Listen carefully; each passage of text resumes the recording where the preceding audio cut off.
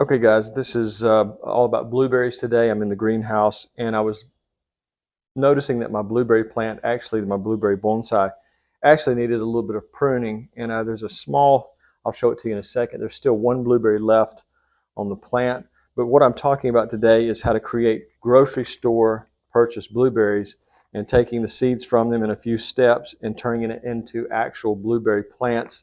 In probably less than 3 years, you might be seeing blueberries on your plants, and depending on your fertilization and other factors, that's very much a possibility.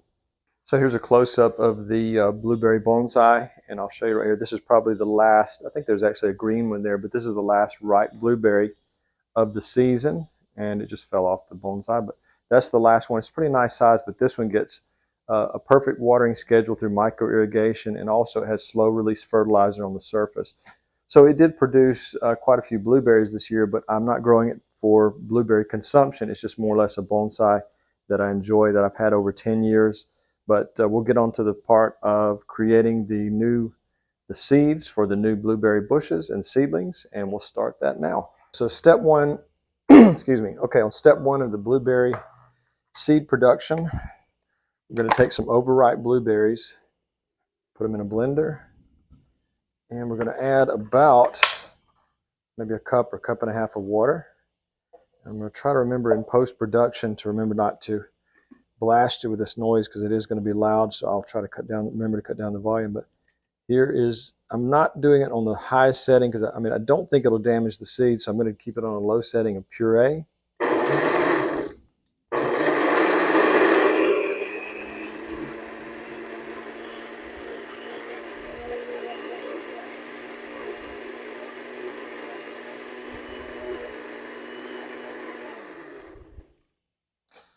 Okay, we've pureed them. Now we're going to do a little bit of rearranging here and set up our bucket of water so we can start straining it through our strainer. And we'll go on to the next step. Okay, I'm going to transfer the blueberry pulp and sludge to a separate cup, and I'm using a clear cup this time so we can possibly see the seeds at the bottom. And I don't think there's any, there could be a few seeds left in there, but I think where the seeds are mainly going to be, it's hard to see it, but the heavier the seed, the more they're going to settle to the bottom. The more viable seeds will do that. And I see seeds floating around in there. So we're going to transfer this pulp liquid to a bucket, and may have to do this several times. We're going to use a very fine mesh strainer so we can catch some of the seeds and put them back in the cup. And we have a thunderstorm moving in. I don't know if you can hear it. It's just a matter of shaking the pulp because it's not going to want to drain. May have to do it by hand. Draining a little bit. I can actually feel the seeds in here. Okay, still draining. Let's separate this, and there's another step beyond this. And there's the thunderstorm moving in even as we speak. Okay. Add a little bit more because I know the seeds, probably a lot of them have settled down to the bottom of the puree.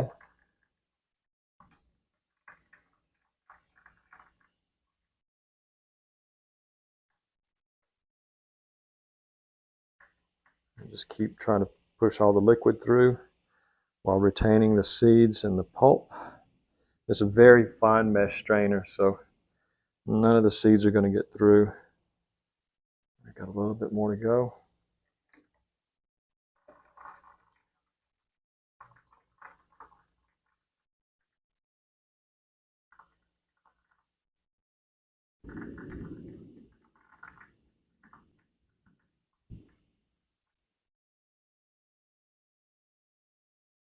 One last bit. We can hopefully do the majority of it now. And I see a lot of seeds in the bottom of this, so we're going to be reusing that cup. We're going to be reusing the cup. I'm going to drain as much of the liquid as possible out. Now over the bucket, I'm going to put the seeds and pulp back in. Get as much of that out of there as possible. Now I'm going to add some water to this and slowly remove the pulp, and we'll just do that process over and over until we have nothing but seeds left. Okay, I'll try to hold this close to as possible to the camera and hopefully it'll focus.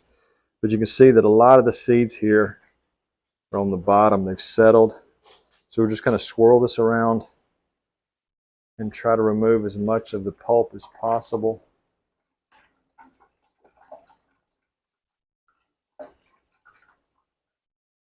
Yeah, we've got a lot of seeds. You can see a lot of seeds down at the bottom. Let's see if I can get it to focus there. But that's our seeds right there on the bottom. They're heavier and they're more viable.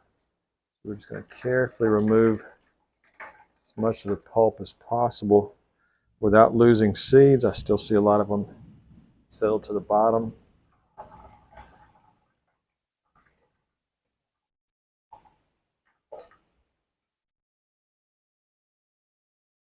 I've got a lot of seeds there. I'm just going to remove the last of the pulp. I'm going to have to do that manually. Look through and make sure we don't have too many seeds mixed there. I'm going to have to get a little bit, yeah, I see still seeds in there. I'm going to get a little bit more water and try that process one more time. Okay, so I've refilled with water and you can still see seeds at the bottom. I'm just swirling it gently and trying to get the pulp to separate from the seeds. And as it does that, I'm just going to pour that off the top.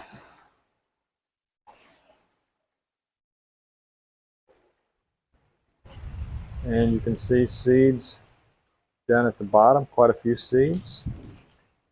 And we'll just keep working until we get nothing but seeds. I'm going to carefully pour that out. Seeds are slightly heavier. So we have nothing but. Okay, so I'm going to try to get these seeds out of the cup. There's not a lot of water left, but I'll try to get those onto the paper towel. And you can see the seeds right there. Need a little bit more water, but that is indeed the seeds. And I'm going to try to spread them out. And as you can see, I don't know how well the camera will pick this up, but there's no damage from the blender. And it looks like they're all still intact. So some people put these directly into the freezer, then transfer them to their potting area. But I'm going to do it a little different. I'm going to use this seedling tray, fill it with some dirt, soil, and be able to put this directly in the freezer. I've got some extra space in a small freezer, so I can leave it in there for 3 to 4 weeks, take it out, and it will start, the seedlings will come out. I don't have to worry about transferring them to the soil because they're already there. Okay, I'm going to start by using peat moss with a mixture of black cow.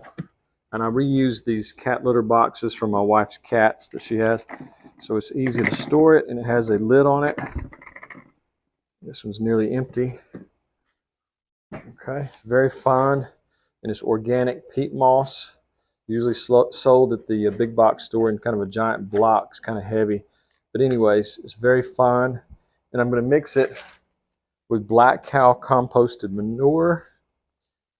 A little bit in there with it. Mix the two together.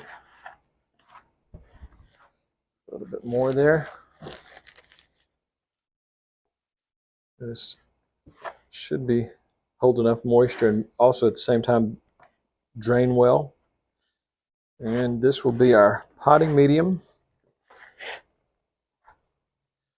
And there's a couple of things I need to do to the potting tray. So that's a very fine soil and it's perfect for the seedlings. I can pack it down a little bit before I put the seedlings in. But anyways, we will be putting it into the seedling tray next, and that'll be our next step. Okay, the next step is I'm going to take our seedling tray that I've kind of repurposed. It's actually for pots, but I'm wanting to use this because it comes with a dome. And this is electrician's bundling tape. And I'm going to seal, there's 4 drainage holes in here, which I don't want it to drain because it's going to be in the freezer. And I don't want the freezer to have moisture in it from this tray. So I'm just going to seal that.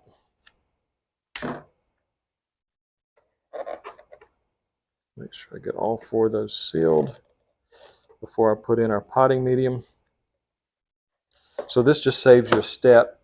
The seedlings will sprout in here and grow once you take it out of the freezer, and it warms up in the exterior if you have enough daytime warmth, and it'll form new seedlings. And of course, I'll probably be leaving this either in the greenhouse or in an unheated basement. So I'll go ahead and transfer some of the potting medium to our tray.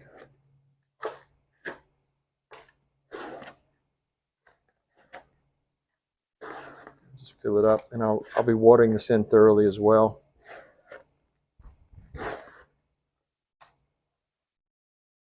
But we don't want a massive amount of water because this is now not going to drain.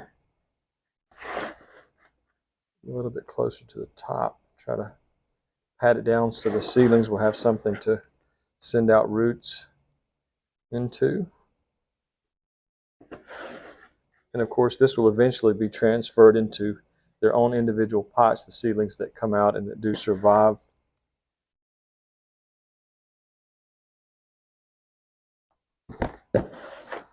Okay, and now we're going to put the seeds in the tray.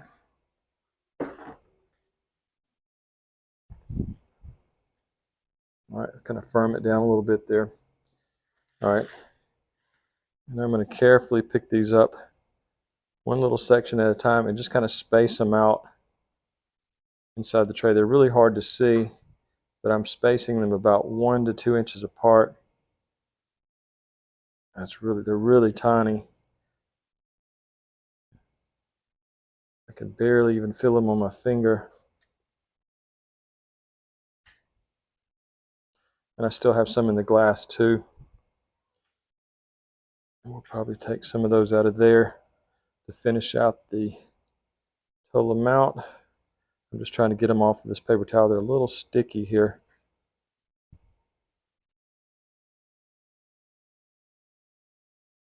Okay. I may just have to brush them off in a haphazard way because they're not wanting to come off the paper towel too well. But either way, you're going to have a lot of seeds in here. And I believe we've got some more in there. So I'm going to go back out to my water and add a little bit so I can get the rest of them out of the cup. They're not wanting to come out there. All right, yeah, there's still a lot of seeds floating in there. So I guess I'm going to have to just take and allow some of the water to transfer them to our pot. There they come right there.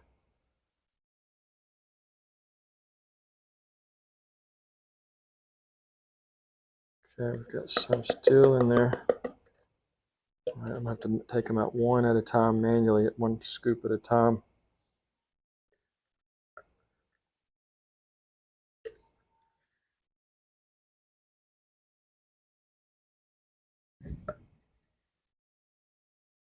Okay.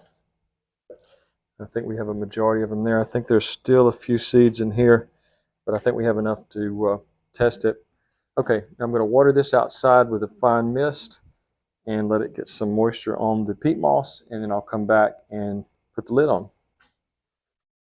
Okay, I did a fine misting outside by the hose pipe, and so we're going to put the lid on, but I need to dry this and make sure, because this is going into a freezer and I don't want a lot of moisture dripping into the freezer and making a really big mess. I'm going to do this, put the lid on, and these lids are just sitting on there, so I'm going to need to tape it. And it also has this really nice, when you bring it outside, you can acclimate it to the outdoors by adjusting the ventilation there, but we don't have to worry about that inside the freezer. And so I'm just going to tape all the way around. Hopefully this tape is a little bit better quality than some of the tapes I've purchased. It will stick okay.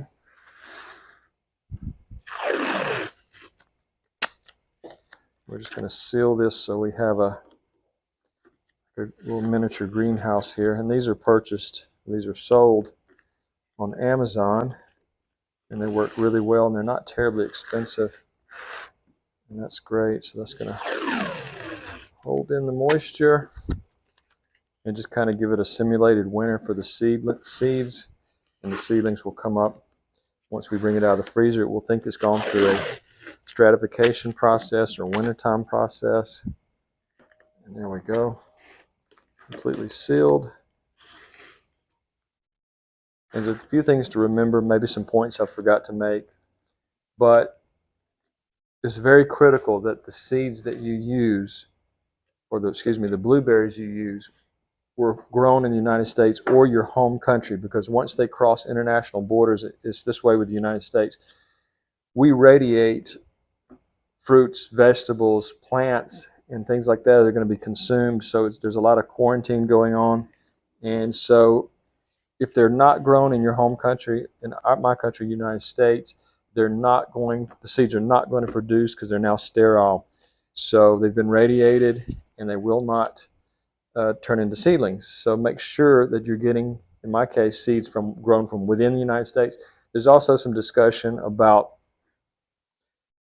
what part of the country is grown from. So if you can find a seedling that's grown from where you're going to be growing these, your own zone, that would be even better, because the freezing times will be similar and you'll get the same type of quality of berry based on that. Another thing to remember is that the seeds are not true to type. In other words, the berries that you ate that you really liked, it may not grow that exact type of bush, because unless it's grown in a sealed facility where it's pollinated from within inside the facility, and I'm not even sure that's the case in the United States. It's probably just grown in fields. So the blueberries are going to be random seedlings, and it's not going to be what they say true to type. So you'll get different types. Let's see, I think that's everything I wanted to tell you. Okay, so now the last thing to do is going to be to transfer this to a freezer and allow that for 3 to 4 weeks. And then a few weeks after that, we will start seeing seedlings come out. Part 2 will be transferring these into small pots. Thanks for watching, and if you like this information and want to see more, please let me know. However, I will be doing one small part at the ending on pruning the blueberry bonsai, if you want to see that. So one last thing that might help you remember is I like to put dates on everything, so I'll know exactly when I put this in the freezer and what it is. So I've dated it and titled as to what exactly the plant is, where the seeds are, and so there won't be any confusion later down the road. And so the last thing that reminded me to do this project today was observing my blueberry bush and just realizing that it needed some pruning. And what started me down today's idea with the blueberries, I'm just going to do some pruning on this. I'm trying to keep the branches really short, give the impression that the plant is much larger or much older than it actually is, which is probably about 15 to 20 years. I've defoliated this early in the year, and blueberry does make an interesting bonsai. So that's pretty close to where I want it. And I believe there is one small blueberry that has not ripened, or actually, yeah, right there.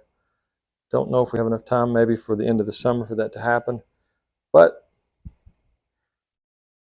that's all for today. So thanks for watching. If you enjoyed the content, please like and subscribe. And if you have any questions, leave me a comment.